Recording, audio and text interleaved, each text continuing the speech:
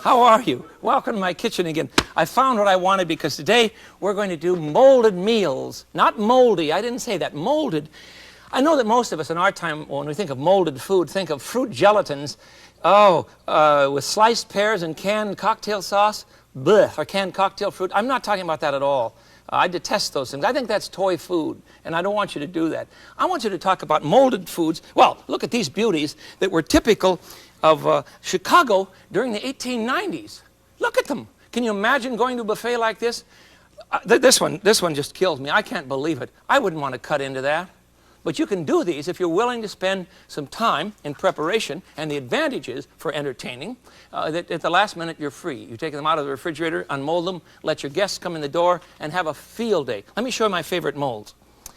You recognize the simple ones, right? The little bread pan or the big bread pan. No big deal. Or Timberleys you can use for molding food. They're served upside down, you see. Those are simple. And, of course, the springform pan. You have these sitting around your house. These are common.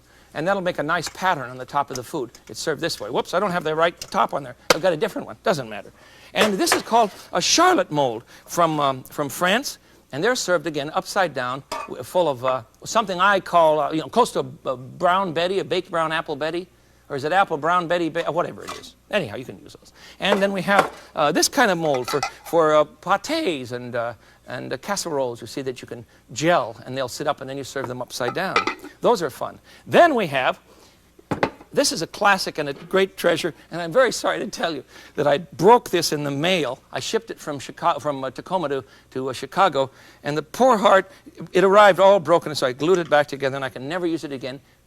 Here it's dull. It should ring. This is a Kugelhupf mold, a crown cap from Germany, and you make a beautiful cake in this. Or you can mold all sorts of things. And when it's served, it's very, very dramatic with all of these ridges. It's fun to put food in these molds. It's just great fun.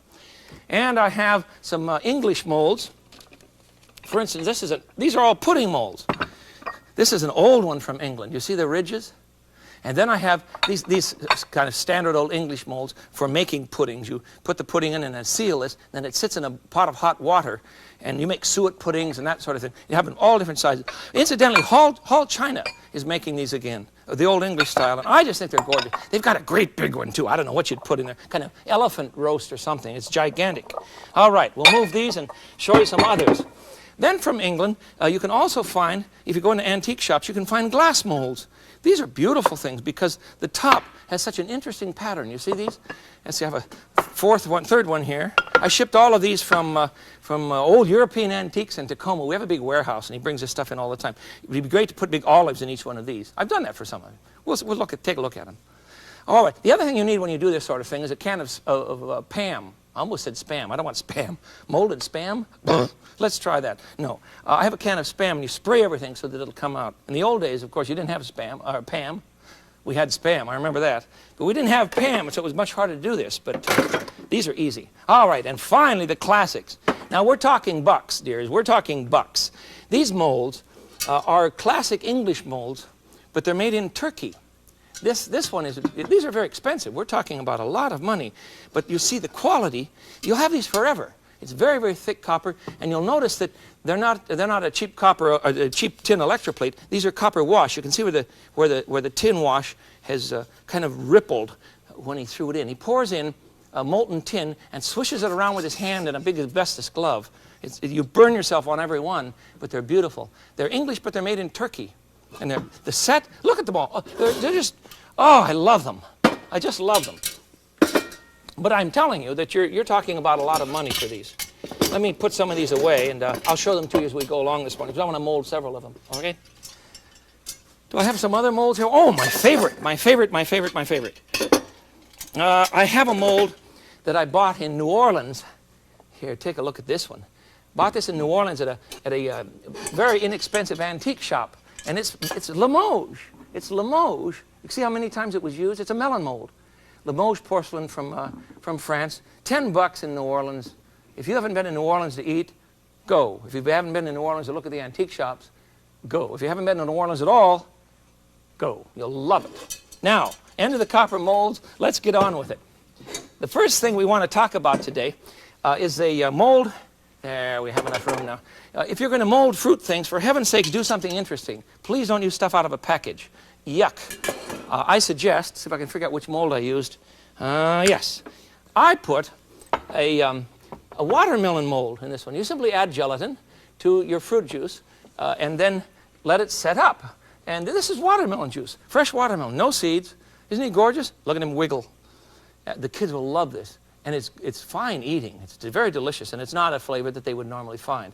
I'll show you another one now. The next most common thing that we will do with molded food is probably the old, oh, I've got to put an ice cream mold in the refrigerator. I want to freeze some ice cream for you. Make a bomb. No, it's not going to go off. It has no fuse. You don't have to worry about it. Which one will you choose? This will do us, I think. No, let's try this one. No, that's too small. This is the one we want. Let me freeze this. I want it cold now so we can do this together. Excuse me. And then we will, so you've got to chill your mold or the ice cream will not stick to the sides. And we want to put 2 colors of ice cream in that one. I can hardly get around here today. I've got so many things. I love it. All right. Now then, we will go on to the next most common kind of food that you'll cook is simply in an old ring mold. And these are easy to do. I've pressed some rice with cheese and ham and some seasonings into a mold, baked it for a time. And it really dresses up a buffet. After all, let's face it, we don't want our buffet to look dull and boring. And this is a great way of kind of saving the table. I need a platter. Here it is. Now you're going to say, let's see if we can get it out, huh? Well, I hope so too. We'll see if I can get it out. I dropped my hot pad. Just a second. There. Now we'll flip this over. You see what I'm doing? We'll just flip it over. And give it a gentle tap. Be careful, because I've got it on glass. And let's hope it comes out, huh? Here we go. Guess what? I'm in luck. Isn't that gorgeous? We need some parsley and some garnish. So we'll do that now. And we have the first one. Easy to do, and you've done it before. What I'm saying is that you want to dress up the buffet. Why, try molding things. And you have them in the oven, and they're all ready at the last minute, and just put them out, okay? Put it out along with our watermelon mold. There. Now we're going to get a little more complicated. I want to show you some beauties. This one I just love. It's a chicken and avocado mold. You'll enjoy it. Into our food processor, we're going to place 2 cups of cooked chicken. Now I've cooked this do you remember in my cookbook we talk about Chinese boiled chicken, and it's very, very moist? Well, that's what I want. 2 cups. 1, 2.5, no, 1.5, that's 2 cups, that's plenty. 2 cups of chicken, cooked chicken, but keep it moist, for heaven's sakes. Then we need 2 ripe avocados. Let me cut those up right now, and we'll just scoop them out. If the avocados are good and ripe, you'll have a color here that's just wonderful. There it is. Oh, these are good and ripe. We'll just scoop it right into the pot of chicken in our food processor. If you twist an avocado, if you have trouble getting avocados open, you can't pull them, you see. You're going to break it if it's tender. Just give it a little twist like this. Just twist it, you see. And it'll come right open. That way you won't have, still have the problem of the pit. You just pop it out. No, I'm not going to plant these. Yes, I do have an avocado seed in our house growing. Yes, it's been there for years and years, and it's gigantic. But I've given up on trying to plant these. Everyone in the world seems to be able to grow these but me. So don't even ask me about it. Into the machine we go. 2 avocados, whole, and we'll scoop that out. Don't put any peel in, for heaven's sakes. Not only will it be bitter, but you will darken the mixture. We don't want that. This lovely light green avocado is such a gorgeous color. There we are, and one more. When I think of the wisecracks my sons used to make about molded food, because they go to a lot of houses where people. How will I say this? We do not eat a run-of-the-mill diet in our house. The kids eat very well, and when they go to a house that the mother doesn't bother to cook. She simply serves a molded Jell-O and some macaroni and cheese out of a package. Shannon comes home and gives me a full report. On the other hand, when kids come to our house and eat, they go home and give their mother a full report. Mom, you served pressed tongue. Can you imagine? I really liked it. I was surprised, you see. I love to do that to the neighbor kids, and we do all the time. Okay, to our mixture now of chicken and avocado, we're going to add 1 cup, I'm going to add 2 cups of chicken broth and 2 envelopes of Knox gelatin. Now, you just buy this in a box. Don't buy the flavored stuff. You see, I want just the little stuff. You've seen these. They're all over the place. So we need a saucepan. I'm not going to have time to warm this up, but you dissolve it on the stove with 2 cups of chicken broth, and that will go into the osterizer too, or the food blender. It's not an osterizer at all, excuse me. That's what we need. Okay, 2 cups. You heat this over the heat. This must be warm, good enough to well, not burn your finger. You don't want it to boil, and you don't want it to come to a simmer. You simply want to melt the gelatin, but if it isn't good and warm, the gelatin's not going to function. All right, we will pretend now that this is good and warm, and we'll put that into our mixture here. There we are. Chicken, avocados, 2 cups of broth, and 2 cups of gelatin, 2 envelopes of gelatin, rather. Now, I need a ½ cup of sour cream. This gets involved, doesn't it? I love it. 1/2 cup of sour cream. There it is. Lay down in there, for heaven's sakes. And then we need to add ½ of a yellow onion. And I have mine already cut up. You getting all of this, or am I going too fast? 2 cups of chicken, 2 avocado, ½ of a yellow onion, 2 cups of chicken broth in which you've dissolved 2 envelopes of gelatin. Now we're going to add the juice of ½ a lemon. Wait till you see this. It's worth the effort. Worth the effort. Besides, it's fun to cook beforehand. I don't want you cooking when your guests arrive. That's too much work, you know. All right, juice of ½ a lemon and a little bit of salt and pepper. And we're ready to grind it all up and throw it into a mold. Salt and pepper, just a bit to taste, you see. Okay, now, where's my lid? Here we go. I've got sour cream all over the place. I wonder if that's going to go down. There it is. There it is. All right, away we go. The color. There we are. Just about done now. You want this very fine indeed. You see now how it's thickening? You see that? It's thickening up beautifully. What a noisy thing. Now I'm going to use my antique porcelain mold from France that I bought in beautiful New Orleans. So much fun. Here it is. Now don't forget to use the old pan because you'll never get this thing out. Well, it'll be harder to get out. You'll break your mold. You don't want to do that. So we'll spray it. There we are. Put this in the refrigerator. And we're set. Now, look at the color. Look at the color. Isn't that gorgeous? Isn't that a lovely color? Wait till you see it set up because it'll have ridges on it like a actual melon. All right, I have to bang this a bit now. I'm not trying to break my mold. What I'm trying to do is to get the bubbles out of the bottom. There are no bubbles. I've seen nothing pop. Okay, that one's done. Let's put it in the refrigerator and I'll show you what you get.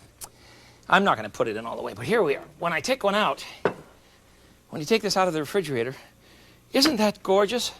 Isn't that a beautiful thing? See the ridges as if it really were a melon, and it's very, very tender, and you simply slice it up and serve it on a piece of toast or on a cracker. It's great for a meal with a little bit of red wine, white wine, excuse me, it would be better with avocado and chicken, a little bit of white wine and a nice green salad.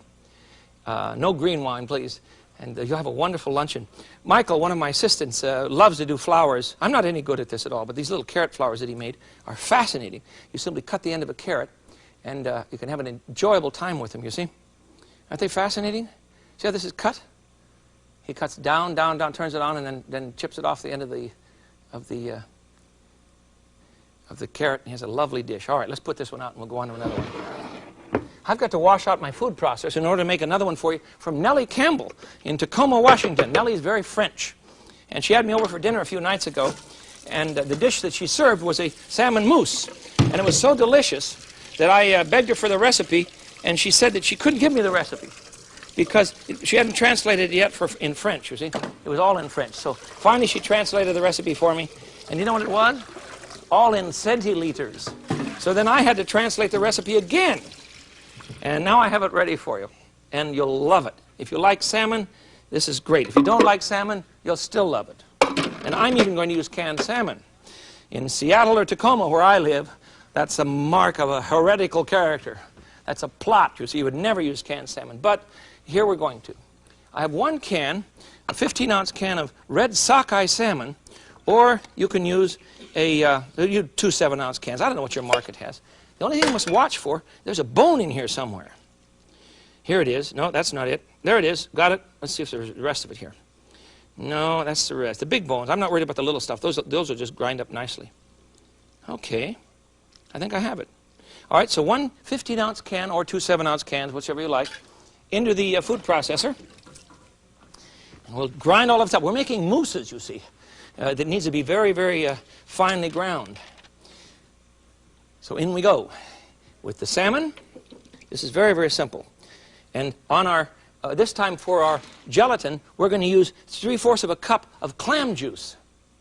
3/4 of a cup of clam juice. 3/4. And 2 envelopes of gelatin.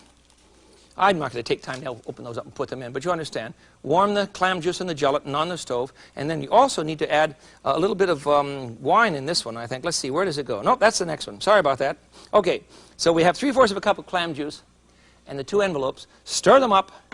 See, melt it. Remember, it's got to get warm. That goes into the food processor along with your salmon. And now we will add 6 flat anchovy fillets.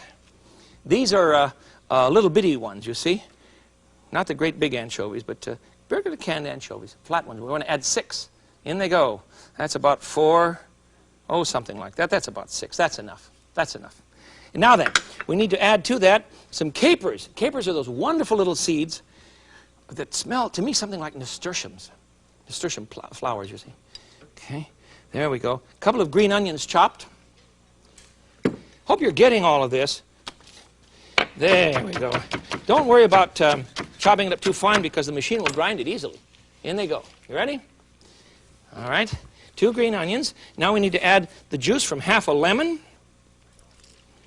and some fresh dill. Or you can use dried dill. It's up to you. I don't really care. I like the fresh better myself if you can find it. I don't even see mine. Well, then we'll use dry. I don't even see my fresh dill. What'd you guys do with it? I have so many people helping me at the last minute around here that things come on and then go off. We'll use some dried dill then, all right? There we go. Put in about a teaspoon if you're using dried, or about a tablespoon if you're using fresh. It'll be much better that way. And 8 drops of Tabasco. 8 drops. 1, 2, nothing's happening. Put in some glurgs. Depends on how hot you like this sort of thing. I love Tabasco. Now we'll grind that up, and then we're going to add at the end some sour cream. About 1 3/4 cups of sour cream. This will take just a minute. But we want to grind all of this up first. Make it nice and smooth. Then we'll add the sour cream. All right? You see how simple this stuff is? And you can have a field day with it. It's so delicious. There we go. Boy, don't you hate easy open cartons and easy open jars? Or those child-proof jars. I always have one of my little kids come and open it up for me. I can't get into them. If it says easy to open, I know I'm in trouble. I am not very smart, I guess. 1 3/4 cups of sour cream. And we'll blend that into our salmon mousse from France, made with anchovies and dill. A little bit of caper, and of course the clam juice in which you dissolve the gelatin. Now, the mold that we're going to use for that one, let me see if I can remember. Oh, I do. I remember now. It's right here. This mold has little ridges so that you can place little sliced things like sliced carrots. You see the little sliced carrots or olives? We put olives in this one. One of my assistants, Michael, decided he was really going to decorate this, and nobody came up with. It's gorgeous. Aren't you proud of something like this when you bring it to your table and people can enjoy themselves? See? He set these in clear gelatin first. The top is clear gelatin. Put in the olives, refrigerate the mold, just a tiny bit of gelatin, clear, and then pour in the mousse. so that you get this lovely 3D effect. I think it's wonderful. We're done with that one. Now, the third one, fourth one, fifth one, whatever we're on, I want to make something for you that is going to surprise you a bit, because you haven't seen me do this sort of thing. But I want you to I want to make a brawn, a pickled brawn. And a brawn is tongue and pork. Watch. First of all, we need a good beef tongue and a pile of spare ribs. Now, into a kettle of water, 1 gallon, we're going to add 1 pound of pickling salt. 1 pound it is. I'm going to have to guess at this because I don't have my scale with me. That's about a pound. You're going to say, good Lord, I've never seen him use that much salt in his life. Well, we're making corn pork or corn tongue. You see, it's all right. Now, I have a little bitty bottle of, here it is, saltpeter that I bought in the drugstore. And this, you want a teaspoon, just a little bit. And this preserves the color of the meat so that it doesn't look all gray when you cook it, when you serve it. Stir that up. Put in the spare ribs and the tongue. And let that sit in your refrigerator. Are you ready for this? This dish takes longer than the others. You let this sit in the refrigerator for 10 days. Got it? At the end of the 10 days, you take it out of the refrigerator, rinse off the meat so that you've gotten rid of most of the salt, although it has absorbed some salt, and it'll keep its color, and 10 days are fine. 8 to 10 days in the refrigerator. It's perfectly fresh and good. And then you must add to the pot, fresh water now, then you must add to the pot 2 tablespoons of white wine vinegar, 1, 2. Now, you see me pouring this into the brine. I'm doing that only because I don't have time to change everything. But understand, you want to have fresh water in here. And then we're going to add some whole allspice berries. Or if you don't have whole allspice, then you can use ground. We want about 8 berries worth, so that's about a teaspoon. Throw it right in there. And we want some whole peppers. And my recipe, whole peppercorns, my recipe is calling for 12. That's not quite 12. That's too many. That's 12. All right? And then we're going to add, let's see what's next. Oh, a couple of whole cloves for our simmering broth, you see. Some whole cloves and some basil. Are you with me? Basil now, about a teaspoon. And finally, a couple of bay leaves. And we'll have a good cooking broth. Those are really tiny, stinky little bay leaves. Where did we get them? Mine in Tacoma, in the backyard, are larger than that. It's a bay laurel. You can grow one too. Yeah, well, unless you have a Chicago winter, it wouldn't live through that. And finally, 1 large yellow onion. Put the lid on that and simmer this now for 2 hours. At the end of the 2 hours, let me show you what you have. You have pickled tongue and pork ribs. And you want to break those up. Chop up the tongue. I've already peeled part of the tongue. There's a little left here to take off. But you want to cut up the tongue into cubes. And then I'll show you how to press it. And then mix up a cup of the broth with 1 envelope of Knox gelatin. Cut up the tongue, and you must debone. Of course, you must take all the bones out of the ribs. Where are they down here? Here they are. Take all the bones out, and then chop up the meat in large cubes. Then put it in a meat press. I have one all ready for you. Pour the gelatin over the mixture of meat and tongue, the spare rib and tongue, and and then let's put it in the refrigerator under a meat press, or you can put a metal plate on the top or a glass plate on the top and just put a weight on it. I suggest a brick would be fine. But if you have a fancy meat press, why, you can do it this way. Here's an English meat press. You put the meat in here, pour on the broth, which is gelatin now, put on the lid, on the top, you see, and this goes into the press. Isn't this a wonderful thing? And then you clamp it on down and put it in the refrigerator so that you get a pressed loaf of tongue and pork. And I have one.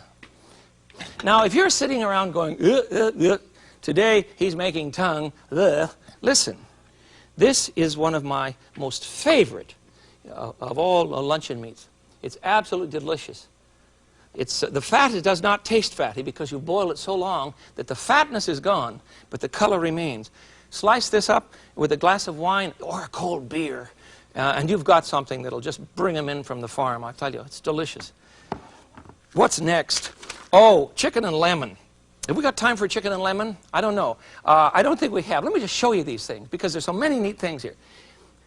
Here's a chicken and lemon. Just put cooked chicken into your mold. Which one did I use? I used, I don't know. Oh, I know. I used my old English one. Where did I put him? Here he is. Use this old English one to get a chicken, chicken and lemon, just lemon juice along with your stock and the envelope of gelatin and chicken, so that you can slice this up. It's simply cold chicken and gelatin, but it has a wonderful flavor, and it's great for entertaining.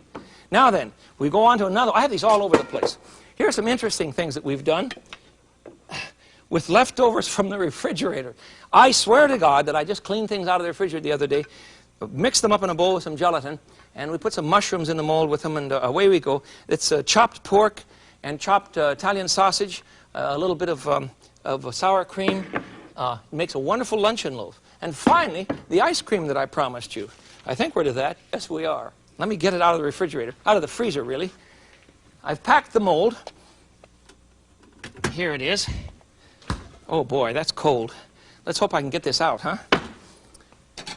If not, well, we'll see. We'll just see. There it is. It'll sit for just a second in hot water, and then we'll take it out of the mold. I hope. That should do us. One more second here. The point behind molded meals, you see, are to, one, convenience for you, of course, but secondly, and most importantly, they're very attractive, and you'll have a good time with them. Let's see if I can get this out now. Get the water off of it. We don't want that on our plate. And out it comes. We'll see. Come on, please come out. Tune in next week for our next exciting episode of The Molded Meal. Today, I have tried to prepare for you. Everything else came out. This really, I'm hurrying too much on this. It'll work for you. Trust me. Trust me. I prepared for you molded meals, lemon and chicken, beautiful salmon mousse, a brawn from England, and a lovely mold of chicken and avocado.